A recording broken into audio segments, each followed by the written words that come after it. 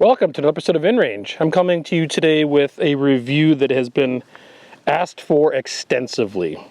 A couple months ago, I guess 3 months ago or so, maybe it was 4, right around there, I acquired one of these, the DRS-NV from Holosun. It is a combination red dot / IR night vision optic that goes weapon mounted. And you could switch between the red dot. You just leave this open and you've got just a regular red dot during the day. But if you turn this top camera on, it superimposes via a screen inside an IR-based night vision image of what you're looking at. And you can close this and actually use it during the day because it's digital night vision. You don't have to worry about exposure to bright light. But of course, in low light conditions, regardless of this lid being open or closed, you can use that IR camera to be able to do night vision right off of your rifle. It has a night vision reticle, a red dot reticle. You can align them so that they are essentially co-witness, and it's all in this one neat little package, which goes for roughly $1,000. And I did the review, and I actually found this to be a pretty cool product. I liked it. Compared to a lot of other people who've done reviews about this, I thought it was actually a very useful item, and you have to think of it in a different context than what you think of normal night vision, including maybe being willing to use active IR, etc. But it being on the rifle, turning it on, and it just being there without having to put on a helmet, mounting it, all that, provides something that you would normally not have.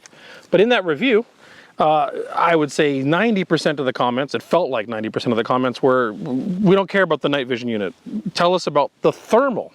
Tell us about the thermal. And when Holosun announced the DRS-NV, they also announced the DRS-TH, which is the exact same thing, but instead of an IR-based camera, it's a thermal camera. Well, this came out quite a bit before the TH. I think some people have been able to acquire these. I don't know. I was talking to someone at Holosun trying to get a demo unit to do a TH review. They said, sure, we'll get you one. They never came through with it. And I was sitting on a waiting list on Midway USA, and one day I got a bloop that said DRS-TH in stock. And I went to go, well, we need this. We got to do this review. I feel like it's incredibly important after doing this NV review. And I go there and it was $1,800. So $800 more than the NV. And I looked and I went, well, I thought about it. I knew I don't know how many of them they got in stock. I've been sitting on that waiting list for a while. And well, to be honest with you, I put it on a credit card because I want to do this review and I think it's important to do this follow-up review. And everyone asked for it, and I want to do that. And I felt like we did a really fair review with the NV, and I think we could do the same thing with the TH. So what you're going to see in this video is a bunch of comparison content. I don't think doing just a review of the TH without discussing the NV would be the review that would be valuable. What we need is a review that talks about both. So what you're going to see in this video is a emphasis on reviewing the DRS-TH. You're going to see comparison footage from the NV and the TH, and you're going to see discussion about when thermal is better and sometimes when thermal is worse than IR. But first, let's flip around. Let's take a look at the optic directly, and then at the end I can talk about the features, the buttons and all that, which are identical to this, but we'll do it anyway, so this is a completely contained video.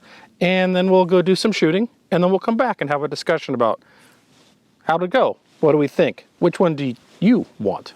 So you plunk down hard gold coins for this DRS-TH, and this is what you get. You get this box, this hard shell box, which is cool for storage, although I think you'd leave it on the gun once you mount it. Open it up, you get a manual. This manual is kind of worthless. It does not tell you really how to use this thing. I highly recommend that you just play with it and research this video. You get a proprietary data cable and charging cable. I complained about this on the NV, and I will continue to complain about it with the TH. This is a proprietary cable. It is magnetic. It actually goes right on here. I never remember which direction. Like that. Then you stick it in the USB slot. That will mount like a standard drive on your computer so you can take the video off, as well as charge the unit. Now, since I have a couple of these now, I've got 2 of these data cables. Just hold on to this and don't lose it. 2 rechargeable batteries, a tool for zeroing the red dot, and then the optic itself. Now this one is actually the NV, but it is so identical that it is the same as the TH. I'm going to show you everything about this and all the functions and features on this since it's not mounted to a rifle because it makes it easier. The only difference in terms of the external visuals of the NV and the TH is this little lens cover on the thermal is solid, not see-through, because thermals would not get through a translucent cover like this. It would mess up thermal imaging. So you have a power button on the left, which is plus and minus. This is to turn on the red dot. If you want to use this like a standard red dot, you just open this lens, and it is now a standard red dot. You just look right through here. You get circle dot, dot, or circle, just like a EOTech circle dot. You can use a magnifier here. All good to go.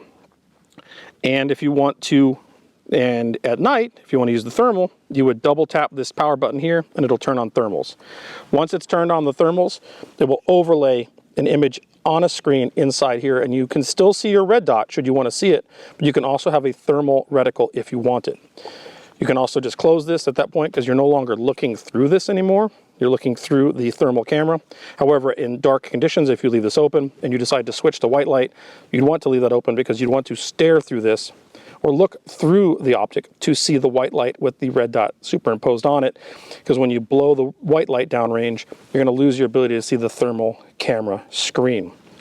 You now have a bunch of buttons back here. This one is to magnify. You can hit to magnify a couple times. I find that to be mostly useless. This is to brighten the LED display of the screen inside. You can go through multiple settings. This one, if you hold it, will start recording to internal memory. If you tap it, it will take a photo. And the bottom right changes the reticle from different reticle types to turning off the reticle entirely to brightening or dimming the reticle internally. The OK button will bring you into a menu, which looks like a computer display. And from there, you can then push up and down with the arrows and OK to select. And that is where you will do certain settings, like you can turn it to white hot or black hot or other things like that. You can also, this is also where you would zero the reticle that is slaved to the thermal camera. One point to notice, to take note on. Zero your red dot first, just normally. And then when you want to zero the thermal camera to the red dot, you could zero both independently. And then you'll have like a red dot circle dot here and a thermal reticle over here because these cameras don't align perfectly. But the easy and best thing to do, in my opinion, is to zero the red dot and then go into the menu and then close the lid or go into a dark room and then zero, I should say align, the night vision reticle to the red dot. But don't move the reticle, move the screen. I know it sounds confusing. When you're zeroing in here, there's two options. You can move the reticle by X and Y to zero the reticle, or you can move the screen, literally the screen that it is imaged inside of this, to align with the red dot. So if you move the OLED screen with X and Y, and then get the night vision reticle to align with your red dot, which is quite easy to do, you now have the screen, the red dot, the night vision reticle, all aligned, and when you look through it, it's all in one perfect co-witness. Not much more to say about that. You got your battery compartment right here. Ratchets. You can use two CR123 should you want to, or just recharge these rechargeables. And it's got standard up, elevation, and windage knobs, or I should say screws, to turn with the tool to zero the red dot. So here we have the DRS-NV in pretty low light conditions. This target here is at about 20 yards. You can see some swingers down there. That target there is about 40 yards. And that one there is at 50 yards, and you can see there's a terrible light flashing in the distance causing interference with the IR spectrum. Now, this is with no active IR illumination. Let me turn on active IR. And here is the DRS-NV with active IR. And you can see these targets are all very clearly visible. So like I said, that's at 50 yards in the back there with that light flashing way off in the distance. But you can clearly see a full-size Q target, a mini IPSC in front of a foam target, some spinners, and this mini IPSC. Again, without IR illumination, still visible, and you can identify that target in front of that foam target. And even with that annoying flashing light, you can still see that Q target. Once again, with illumination, this is just IR. I can't see any of this with the naked eye.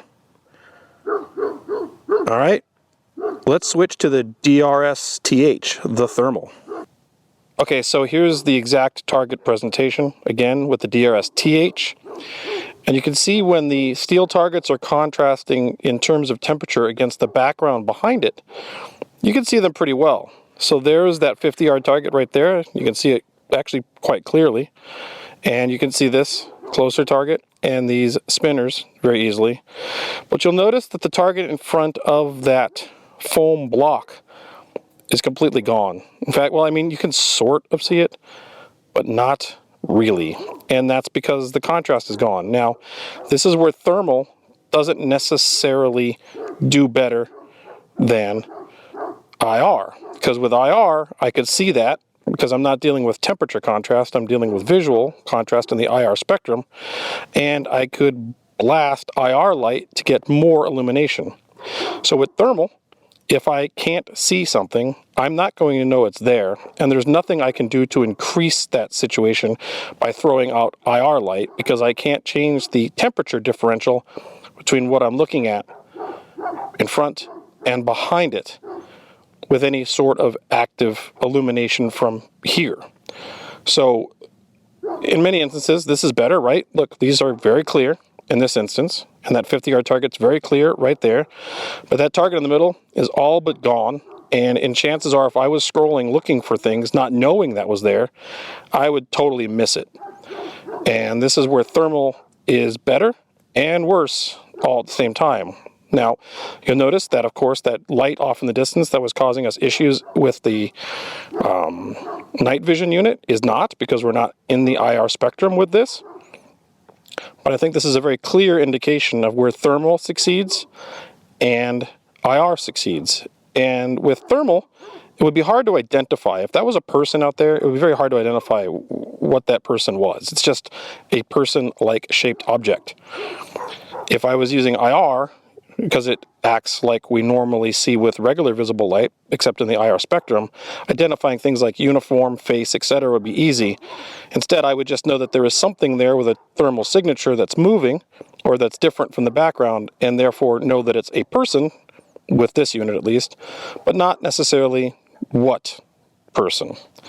So this is the famous InRange filming table. You can see my tables there, and the saguaro that's behind me with the Ocotillo.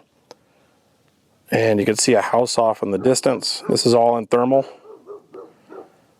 This is my normal filming location. I've backed off a little because these zoom a little bit even at 1x. But here is the InRange filming table. And you'll see the saguaros retain water at night, or because they have so much water in them, they retain warmth at night, which is a very interesting thing about thermal, in that these saguaros glow at night with white hot, which is pretty cool. But there's the table, and there's the saguaro giving off its warmth. And here is the exact same view with the DRS-NV, the night vision unit. The same saguaro. You'll see the lights glowing in the background give off quite a bit of background illumination. This was without any active IR. So let me turn on some active IR and see what that looks like. And there's the table. Here's the saguaro. And you can see the defining elements of this are much more clear with the NV unit. And it'd be easier to identify what you're looking at, because you're not trying to determine what you're looking at based on the contrast of temperature, but just IR spectrum, visible light made visible through this device. And without active IR,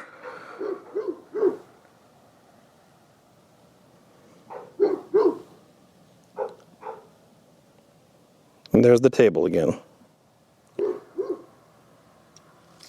Here's where thermal excels. Here's one of the targets I was looking at earlier, and there is a cold mini IPSC target behind this bush, which of course you can't see at all. And frankly, you wouldn't see it with regular night vision either, because the bush would obscure your IR illumination even if you tried to use it. So right now, that's just a cold target, and we can't see it with thermal. That's a cold target, but we can because it's not obscured. I'm going to go hit that target with a blowtorch, and then we'll see the difference.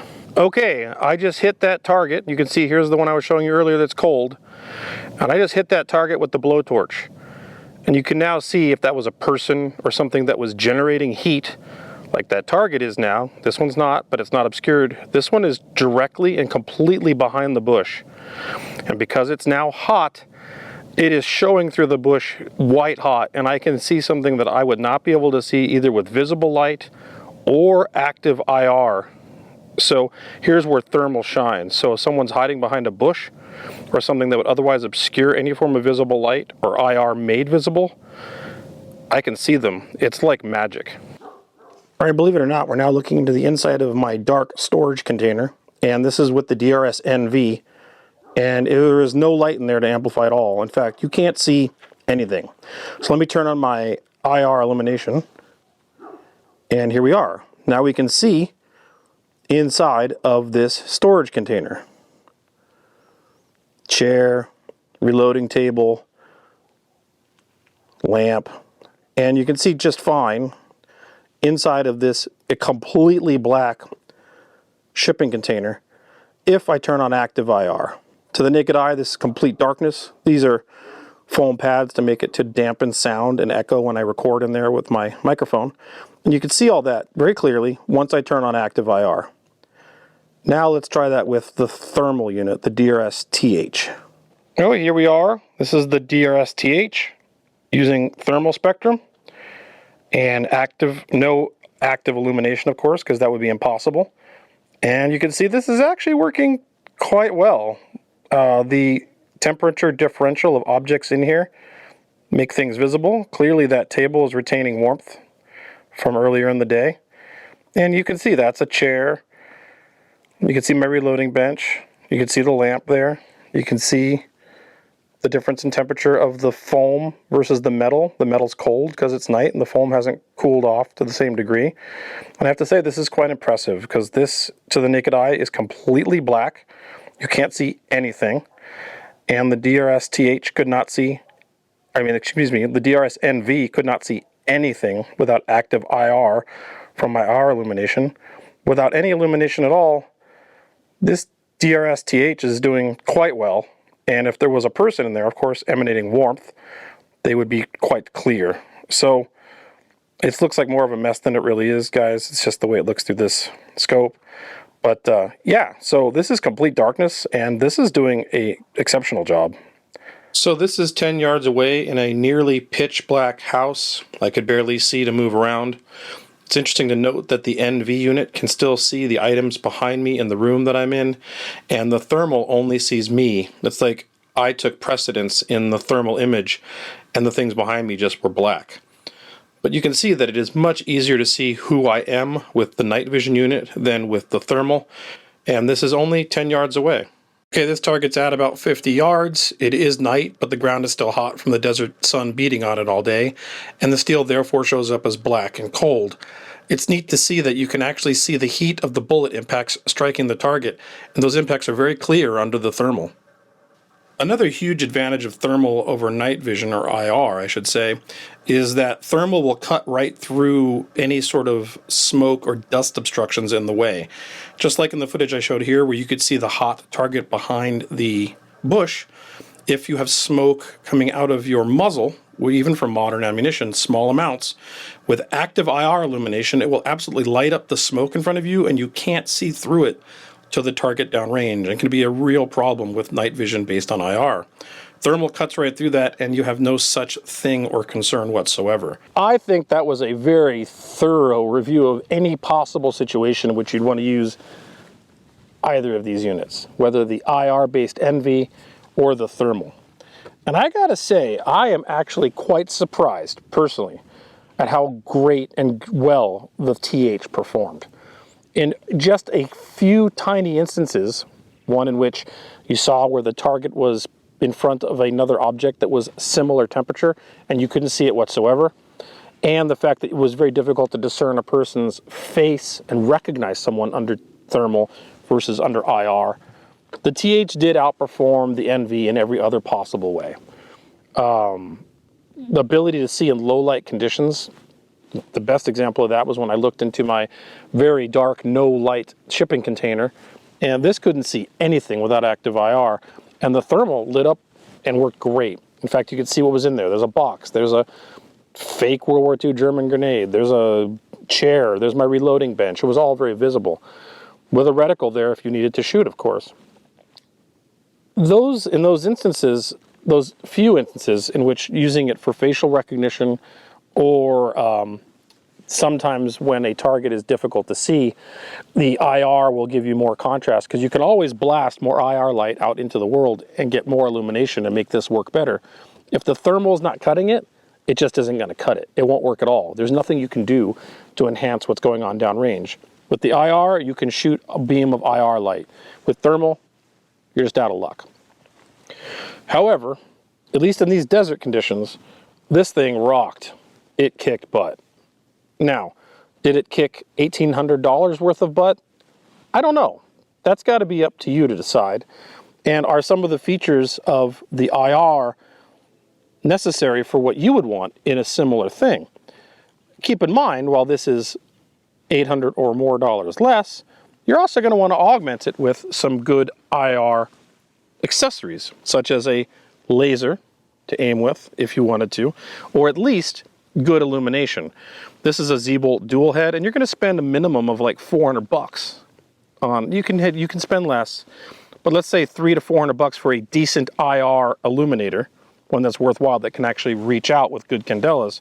So you need an IR illuminator with this, which brings us up to what, $1,300 minimum? You do not need an IR illuminator with this or any other accessories except a gun to put it on, and it does everything this did and mostly better. That's a hard question. Now, one thing I do want to think about is that, remember, even if you've got thermal on this and the thermal isn't cutting it, or you can see that there are heat objects moving in your field that you want to identify, at that point, a good white light blasts the area, turn on white light, the thermal still works, technically, the red dot still works, and you can always go active with a white light. And we have seen at our night matches that white light, should you need to engage targets, is still the easiest, fastest thing for most people. So this will give you identification if you need to wonder about what you're seeing. Of course, it would be good for hunting and other applications as well, or anything that provides a heat signature, also in defensive situations. But then if need be, just go white light. Just like with this, however, just go IR light. Of course, IR light, no one else except someone who has some form of IR camera on them can see that IR light. And if you throw white light, everyone's going to see the white light. But if you don't need to go white light, you've got the thermal. It's all give and take, and none of these address everything. Neither of these units are viable for like moving through the field with. If you want to use some sort of night vision equipment, thermal, IR, otherwise, to be able to walk through the desert or walk through the forest, you need something head mounted, at least a monocle of some sort. I really like the digital Opsin. Of course, there's more expensive options that are even better out there, including analog and panos and quads and all that stuff.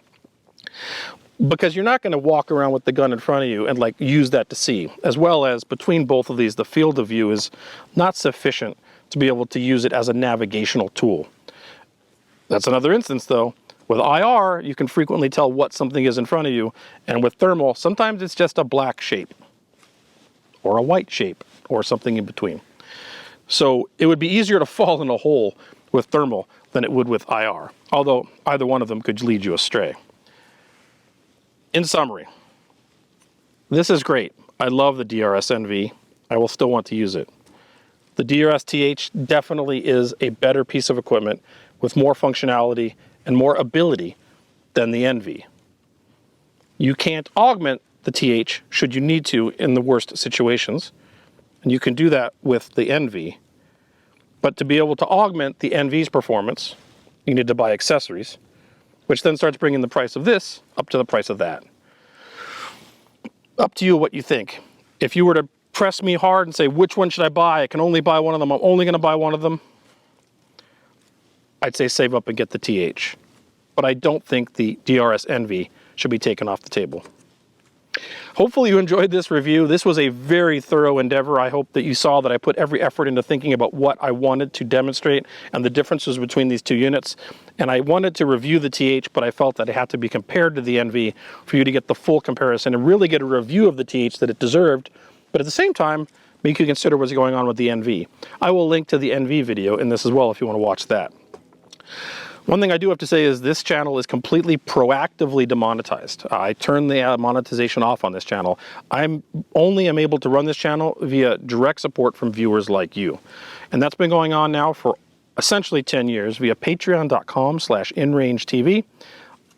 Literally every dollar counts. If 100 people chime in with $1 to keep this channel going, that's $100 more a month to do things like review a DRS-TH, which is now sitting on a credit card, at least for now.